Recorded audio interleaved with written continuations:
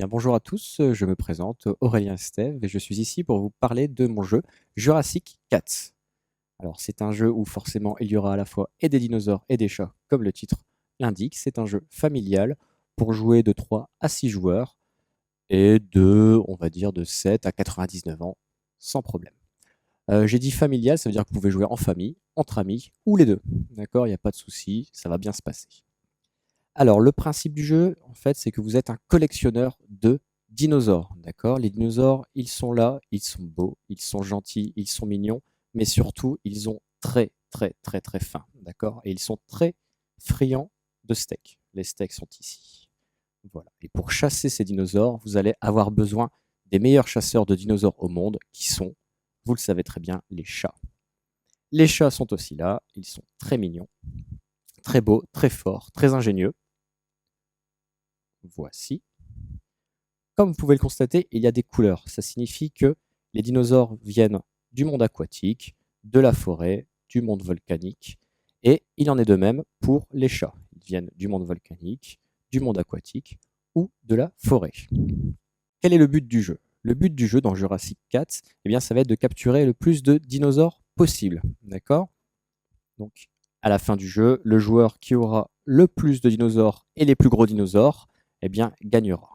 Par exemple, le joueur qui aura gagné ces dinosaures-là gagnera 1, 2, 3, 4, 5, 6 points. D'accord? Jurassic Cats est un jeu de pli classique, c'est-à-dire que pour capturer un dinosaure, par exemple ce dinosaure-là qui est bleu, eh bien, les joueurs vont mettre des cartes à tour de rôle. Chacun va mettre sa carte, comme ceci. Voilà.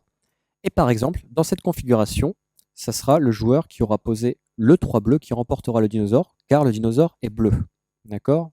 Il s'agit de l'atout, le matou dans le jeu. Voilà. Par contre, si jamais il y avait eu un 8 bleu, ça aurait été le 8 bleu qui l'aurait remporté. C'est la carte la plus forte qui l'emporte. D'accord? Donc lorsque je l'emporte, je récupère le dinosaure. Tout simplement. Mais voilà, tout ne se passe pas aussi facilement dans Jurassic Cats, puisque les dinosaures se trouvent très très très très loin dans leur environnement, et ils se trouvent surtout très très loin des steaks. Par exemple, si lors d'une chasse, eh bien, il y a 2 dinosaures comme ceci, et que je pense en capturer 2, eh bien, je prends 2 steaks. Si je pense en capturer un seul, je ne prends qu'un steak. Par contre, si je pense ne pas en capturer, je ne prends pas de steak du tout. Pourquoi? C'est intéressant car à la fin, si je remporte mon pari, je vais gagner un dinosaure bonus. La priorité dans Jurassic Cats, ça va être de remplir son pari. Donc les joueurs vont avoir des cartes chats à leur disposition. Ces cartes chats ont des valeurs qui sont numérotées de 0 à 9 et certaines cartes chats disposent d'un texte. Lorsqu'il y a un texte sur la carte, vous devrez lire le texte lorsque vous posez la carte et effectuer l'action du texte, même si celle-ci ne vous avantage pas forcément. C'est le but du jeu. Je vais maintenant procéder à un exemple de partie avec 4 joueurs. Tout d'abord, eh bien, nous allons choisir les dinosaures qui vont être chassés.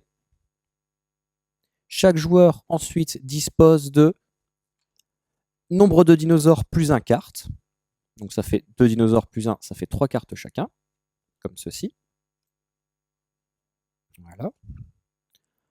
Ensuite, c'est au joueur le plus poilu qui commence. Ça va être moi. Tout le monde regarde ses cartes et essaye de jauger combien de dinosaures il va pouvoir capturer. Là, au vu de ma main, je pense ne pas en capturer, du coup, je dis 0 steak. Par contre, ce joueur-là se dit je vais essayer de capturer ce dinosaure-là. Ce dinosaure-là a 2 points, ça signifie qu'il a besoin de 2 steaks pour être nourri. Du coup, il va prendre 2 steaks. Ce joueur-là, ici, se dit qu'il va réussir à capturer les 3. Il est très gourmand. Il prend 3 steaks. Du coup, le dernier joueur ici avait une bonne carte, mais il prend peur en voyant justement les estimations des autres joueurs. Du coup, il ne prend rien du tout. Ensuite, chaque joueur va mettre à tour de rôle une carte pour essayer de capturer le dinosaure. De mon côté, je n'ai pas envie de le capturer. Du coup, je vais poser un 6 bleu qui n'est pas du tout la bonne couleur. Normalement, ça devrait passer vu qu'il y a plus de steaks que de dinosaures. Ils vont se battre entre eux. Je vais les laisser se battre entre eux. On va regarder un petit peu ce qu'ils voulaient jouer. Alors du coup, bon, je n'ai pas regardé ce qu'il voulait jouer. Et du coup, il a joué un petit peu n'importe comment. Il pose son 8 rouge. Ensuite, ce joueur-là pose un 5 vert pour essayer de le capturer. Et le dernier joueur ne veut rien capturer, du coup, il pose un 1 vert. Il y a un texte sur cette carte qui dit le joueur suivant ne joue pas cette bataille, mais comme il n'y a pas de joueur suivant, c'est le dernier joueur, ça ne compte pas. Là, on peut regarder, sur toutes les cartes, c'est le 5 vert qui l'emporte. Du coup, le joueur qui a posé le 5 vert l'emporte, il récupère le dinosaure, il peut poser le steak dessus, et on peut mettre les cartes à la défausse. C'est donc ce joueur-là qui va ouvrir le pli suivant. Il va essayer de capturer le dinosaure ici présent. Il pose sa carte avec un 8 bleu. Le joueur ici présent ne veut pas le capturer. Du coup, il pose un 9 vert. Cette carte a un texte qui dit qu'elle ne peut pas être posée s'il y a déjà une carte verte. S'il n'y a pas de carte verte, pas de souci. Moi, je ne veux pas non plus de ce dinosaure vu que je n'ai pas fait de pari. Du coup, je pose mon 0 vert qui dit que je peux m'ajouter un steak, mais je n'ai pas envie de m'ajouter de steak, je veux rester sans steak. Et le dernier joueur ici veut le capturer. Il va donc le capturer avec un 9 rouge. Le 9 rouge ici dit qu'il détruit tous ses dinosaures en cours de capture. Il n'a pas de dinosaures en cours de capture, il ne détruit rien du tout. Au final, c'est le 9 rouge qui l'emporte, vu que la carte est rouge. Il le récupère. À la fin, justement, de la chasse, on fait le bilan de tous les steaks et dinosaures et de qui a rempli son pari. Ici, nous avons 2 steaks pour 2 steaks demandés. C'est nickel, il a rempli son pari, il gagne un dinosaure bonus. Ici, nous avons malheureusement 3 steaks pour un seul steak demandé pour ce dinosaure. Le dinosaure fait une indigestion, il meurt dans d'atroces souffrances, le malheureux. Hop, on l'enlève, il ne gagne rien. Le joueur ici n'a absolument rien demandé et n'a rien gagné, c'est nickel, il réussit son pari, il gagne un point. Et moi-même, je n'ai rien demandé, je n'ai rien eu, je gagne un point aussi. Ensuite, on récupère les cartes. Toutes les cartes chat. On récupère tous les dinosaures qui n'ont pas été utilisés, sauf les points. On récupère les steaks.